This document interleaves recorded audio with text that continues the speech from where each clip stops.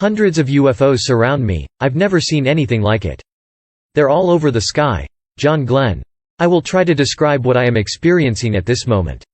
I am in the middle of a great mass of very small particles, bright, as if they were luminescent.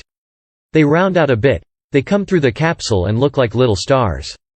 This incredible audio file where we can hear the astonishment of astronaut John Glenn after his capsule was surrounded by countless strange UFOs. This audio transmission can easily be described as one of the most amazing evidence of a mysterious alien presence.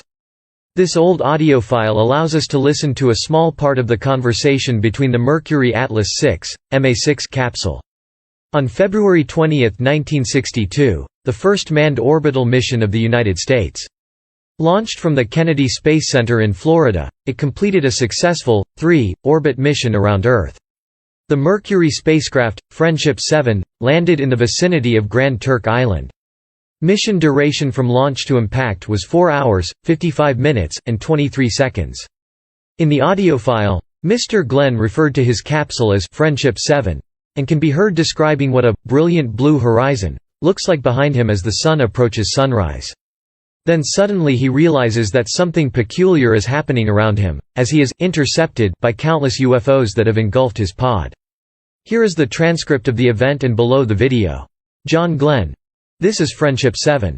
He is blinded by the scope in the clear. It started right when I hit that mark. I go to the dark filter to see it appear. I will try to describe what I am seeing here. It looks like a large mass of very small particles, which are brightly illuminated as if they were luminescent. John Glenn. They go around the pod, they go in front of the window, and they're all brilliantly lit. To describe the objects and if they were impacting his spacecraft. John Glenn. Negative, they're very slow. They're not going to take me more than 3 or 4 miles an hour. They are going at the same speed that I am approximately. If he is in contact with someone as he continues to talk about the strange objects around his spaceship. Having described the objects, Glenn receives no response from Capcom and wonders. Eventually, almost 5 minutes into describing the events, Capcom responds, saying that Glenn sounded a bit confused, and was asked what his oxygen levels were. NASA claimed that ice had built up on the outside of the capsule and that what the two astronauts saw were free-floating ice particles. However, Mr. Glenn was not convinced by the explanation.